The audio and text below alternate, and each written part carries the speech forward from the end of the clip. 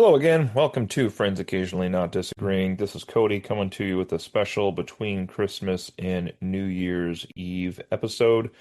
Primarily because we've been doing this just about 4 years and a couple weeks here, and we've never missed an episode.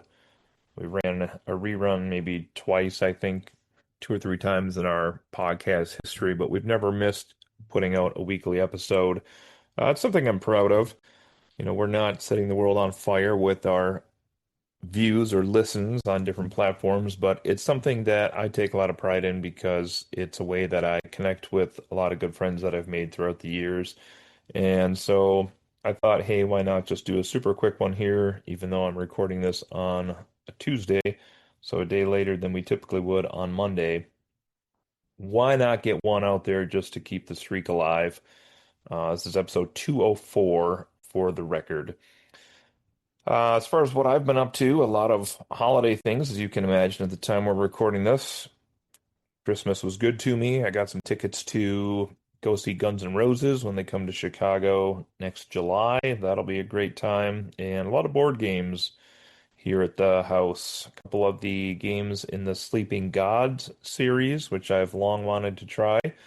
Got Mansions of Madness for the family, another game I've wanted to play for many, many years. And we got some smaller games as well. Drafted, Strike, Evergreen, and an expansion for Evergreen also. So, a lot of future good family hours coming from those things as we finally get to play those games when the time comes. So that'll be a lot of fun. Also just drove through the Snowmageddon across the Great Lakes.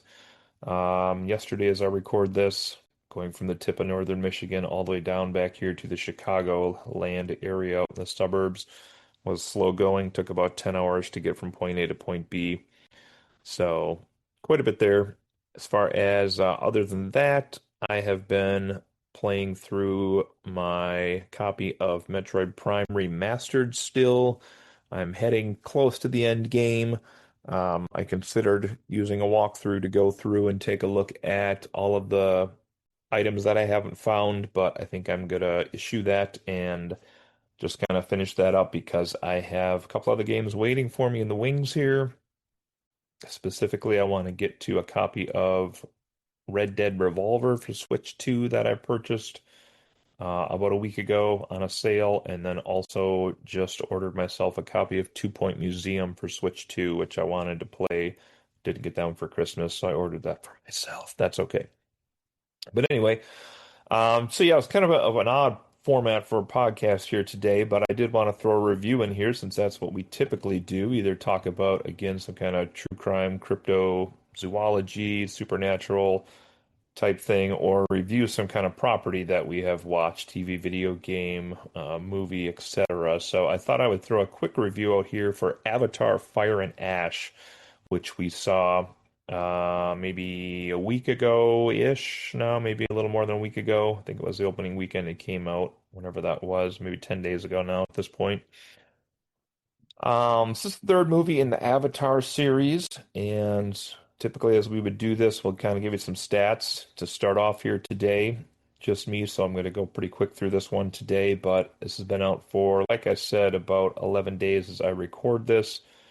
Avatar Fire and Ash has a 7.4 on IMDb at the moment. It has a 61 on Metacritic, which is quite a bit lower than you typically would see with the Avatar films. And then Rotten Tomatoes has a big split here. So critics at a 67 and viewers at a 90. So definitely some kind of a split here between the people reviewing these films and the people enjoying these films. And it's a pretty long movie also, I should mention, 3 hours and 12 minutes. This is kind of that epic feel that you would get with kind of these Avatar movies to begin with. But it's a long film if you're going to go watch this one and check it out. So this is again, of course, James Cameron's baby. He made Avatar 1, and then many years later finally put out Avatar 2 and 3. I think they were recorded back to back, and 2 came out last year, 3 came out this year. So there we go. And he had plans to make 4 and 5. He keeps saying he's going to wait to see how this is going to perform at the box office. Looks like as of 2 days ago, this has made 217 million in the United States and Canada, which is actually far less than I would guess for this film. But worldwide, huge chunk here, 545 million more for a total as of 2 days ago, mentioning 762 million. So I know James Cameron's put a lot of his own money into these as well, and there's a lot of talk about this needs to do well in order for essentially four and five to be made. I'm assuming that if he will make them, he's going to probably shoot them back to back like he did in the last one. So there we go. Cast is pretty much the same here as we've had from the previous Avatar movies with Sam Worthington. And if you forgive me, even though I've seen these movies multiple times, I still don't have a great concept on names of these characters. So other than Sam Worthington as Jake Sully, who is kind of the guy who turned into one of the Na'vi people. He was an Avatar, I guess, which is where that title comes from, but is now transformed in, I believe, the first movie. I think the first movie that takes place. Zoe Saldana is back again here as Neytiri. This would be his wife that he fell in love with in the first movie. Sigourney Weaver, oddly coming back to play Kiri, the girl who is the daughter of her original character, Grace Augustine. And then we also have Stephen Lang back again as Colonel Miles Quaritch, who is the primary antagonist in these films. I mean, there's generals and businessmen as well behind the scenes, but he's kind of the primary person that seems to always be coming for Jake. Let's see, we have Una Chaplin as Varang, who is the leader of the Manghuang clan. This would be the fire and ash people themselves, the volcano dwellers. Pretty awesome look to this character, I will say as well. This would be the one on the poster, if you've seen. That's kind of the largest, newest face with the kind of headdress looking thing and paint on the face. Let's see here. We have Joel David Moore as Norm is back again. He's a scientist also in this one. And then I should probably point out a couple other people in here as well. Spider, the young boy, Jack Champion, plays Spider. This is actually the son of Colonel Miles Quaritch. And then we also have the kids, more or less, of the primary duo here, Neytiri and Jake Sully, and their kids that they have here. So I think they have a boy and two girls because one son died in the second film. So that's kind of where we're at with this one. I'm not going to go through the whole plot of this movie. Needless to say, there's interactions between the corporations and the Na'vi people, and also this new group here, which is the mountain dwelling volcano people, if you will. So kind of the third different type of people we have seen in these movies, kind of directly stated by the titles in here, right? We had the original Avatar, which was just the blue forest dwelling tribe, if you will, that we met. And then the second movie, we got The Way of Water, which introduced the kind of lighter skinned water dwelling Na'vi. And here we have the kind of more grayish, volcanic fire and ash Na'vi as well. And as mentioned, I'm not gonna run through this whole thing. We'll keep this episode short here today. If you like Avatar, you're probably gonna like this one just as much.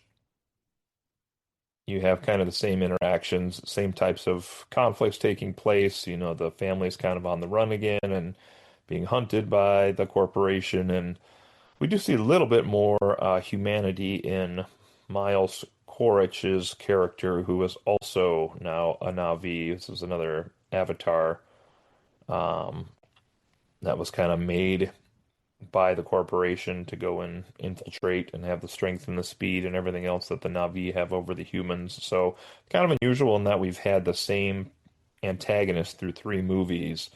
I think that must be a conscious decision on James Cameron's part that he's making a long-term adversary for Jake Sully through these films, which I think is admirable because a lot of times when you see your movies that have trilogies or more installments than that, we typically have multiple enemies that run through those installments. So it's kind of cool that they're trying to make a character that's, like the big bad, if you will, of all of these movies, and yet also is able to find a way to put a little bit of humanity and character development into this character at times with his son, and some of the interactions they have with the kids, where we kind of see these moments of maybe there is a good side to this character buried really far deep down.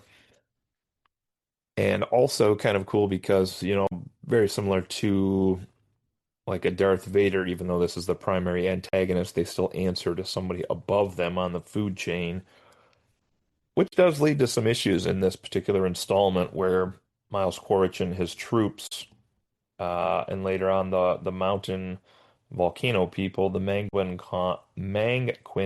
clan, join with Miles and then kind of, almost attempt a coup on the corporation. So it almost gets to the point where we have three different factions in this film, which is kind of a cool angle to go as well, I think.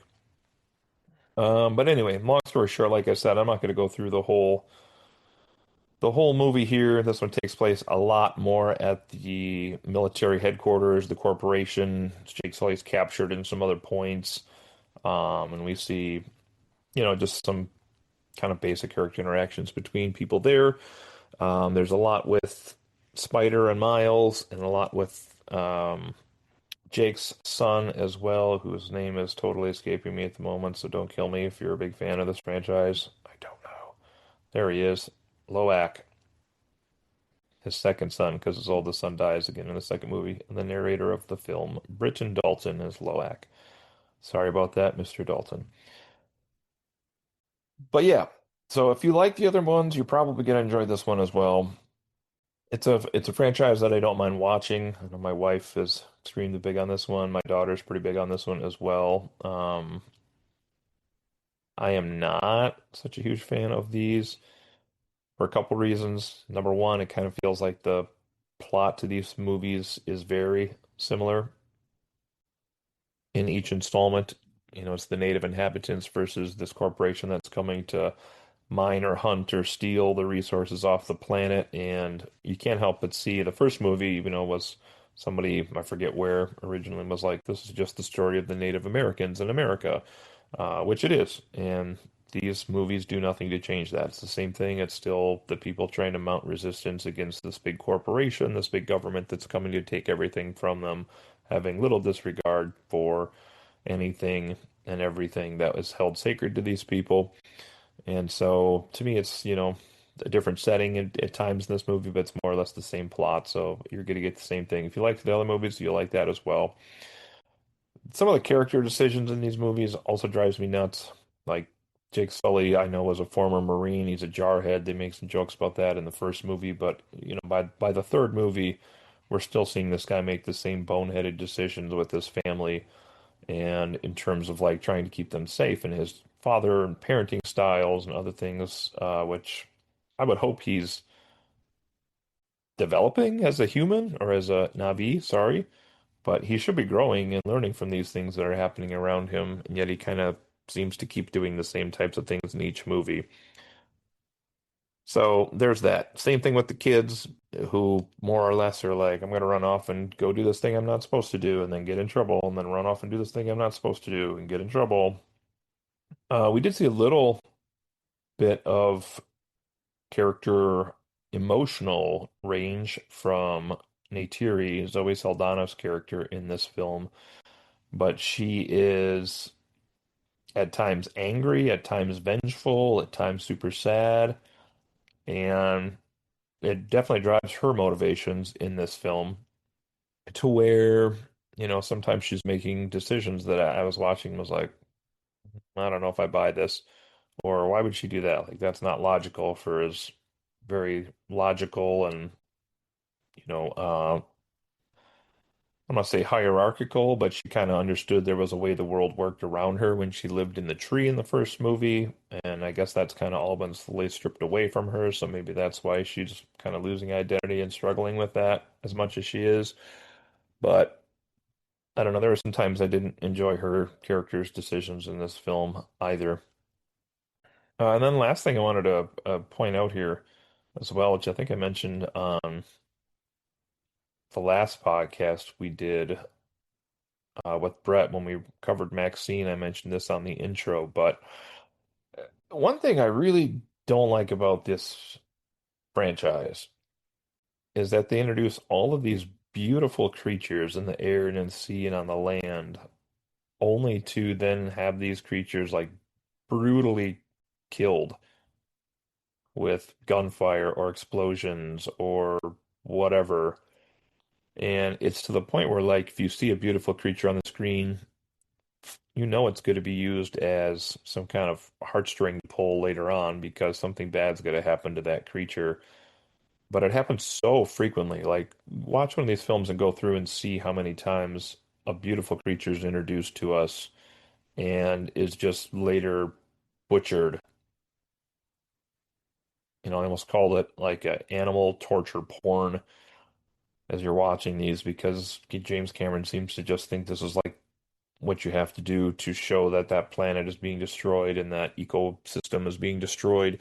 But it's hard to watch, honestly, because eventually you're just like, I'm tired of seeing beautiful animals get killed over and over and over and over. So there's that. I didn't enjoy that aspect of this one as well, just like in the last two films, but it's what it is. But speaking of its beauty, this definitely keeps up what the first two did in terms of when Avatar 1 came out, you remember it hit like $1 billion at the box office because it was so beautiful and people just wanted to keep going to it to see it and live in that world for a couple minutes to the point where now it's a world that it's not a world, but there are aspects of this at Disney. When you go down to Florida now, you can go visit Pandora, the Avatar world, and you can go on a couple rides there, the flying ride and the river ride and some other things.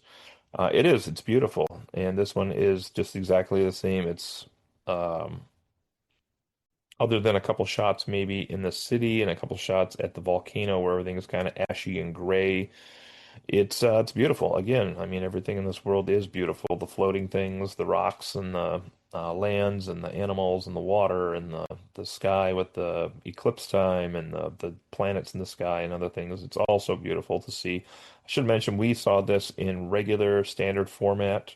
I know it's also out there in different types of sound formats at theaters and also IMAX and some other 3D options out there. So there's a lot of ways you can experience this film. So it'll be interesting what happens here. I would be surprised if we don't get four and five, but I could see how that could happen. I don't know. Wikipedia has an estimate for the budget on this film as 350 to $400. Sorry, 350 to $400 million. There we go.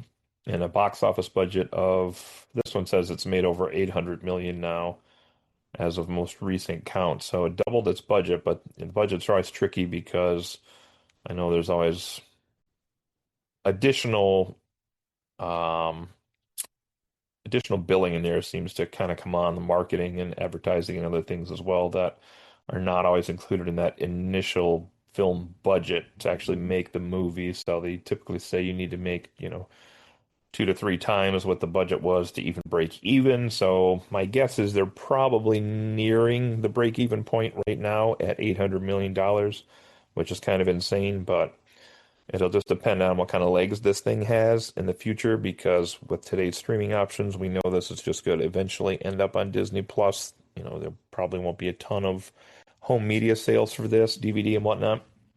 So there we go. That's kind of a quick overview of Avatar Fire and Ash. If I'm going to rate this one, for me, as beautiful as it is, doesn't compensate for some of the plot issues I have and just kind of general franchise issues that I have. So, but did I regret watching it? Absolutely not. Um, Would I go out on my way to run and watch it again? Also, absolutely not. So I'm going to rate this at a pretty standard 6.75, which is pretty close to what the critics had it at on Rotten Tomatoes, actually. So I guess I'm just a critic today. But anyway, yeah, so Avatar Fire and Ash, 6.75. The average from all of our hosts today, which is me. Just kidding. But anyway, there's a quick one. Also wanted to highlight before we leave here today, just a real quick what we have coming up for everybody. Our next episode dropping on Monday is generally one of our favorite episodes of the year. We started doing this a couple years ago, which is, I think, 2023. We started with the Fondies. The Fondies are going to be back next Monday. So you can check out all of our awards, including some of our top performing episodes, Host of the Year awards, what everybody's favorite movie was for the year, favorite video game, maybe TV shows will be in there, all sorts of wacky categories. Hosts are always free to make their own category to give stuff away on that show as well. It's just kind of a real lighthearted end of the year that we take a look at, all the things that were our favorites or least favorites, as it were, too, because we'll give away that ever so famous worst reviewed property we looked at for the year as well. So we got that coming up. And then typically we go into our most anticipated for 2026 video games and movies at least, but we have a little backup of topics we need to look at this year. So I think we have upcoming installments of Silk Song. Of course, we have Stranger Things wrapping up here, probably by the time this episode will be out before the next episode. Yeah, Stranger Things will be wrapped up, which is a weird statement to make that a show that famous will be done. But that'll be gone. We will have season 2 of Fallout coming in here sooner or later. A Dispatch review, Devil's Plan season 2. We have upcoming Wonder Man on Disney Plus. That'll be starting fairly soon. And then Brett and I are also taking a look at some of the Grammy nominees in some episodes we have coming up as well. And hopefully we have some more tabletop RPGs coming up also as the year rolls around here, in addition to our usual most anticipated video games and movies for 2026, which is such a fun list to make as we get to scour through all of the things, all the announcements that are out there, and we see wonderful things that we get excited about, and then inevitably as the year sneaks along, there are some new things that pop out of nowhere that were not on our radar that sometimes are the best things we see that year as well. So that's kind of a take, kind of a look at where we're at here for next, man, I don't even know, month and a half probably we're booked for. So that's it. Well, we'll be back with the Fondies here next week, everybody. But while I'm here by myself, just want to shout out again all of our wonderful hosts that do stop by and spend some time with myself and each other. So shout out to Joe, who's been here since episode 1 with the Book of Boba Fett way back in the day.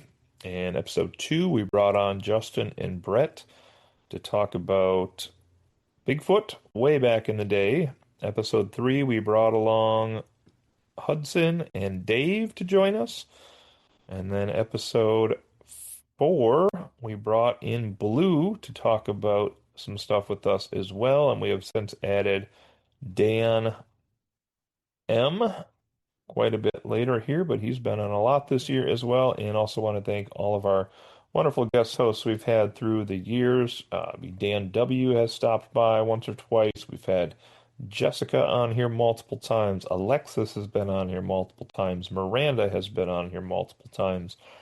Actually, we broke a record this year for our guest hosts. 1, 2, 3, 4, 5, 6, 7, 8, 9 guest hosts we've had this year. So that was the most ever, which was awesome. So thank you to everybody for stepping in, helping on weeks that it was tough for me to do something, and covering some properties that I didn't get to a chance to experience this year.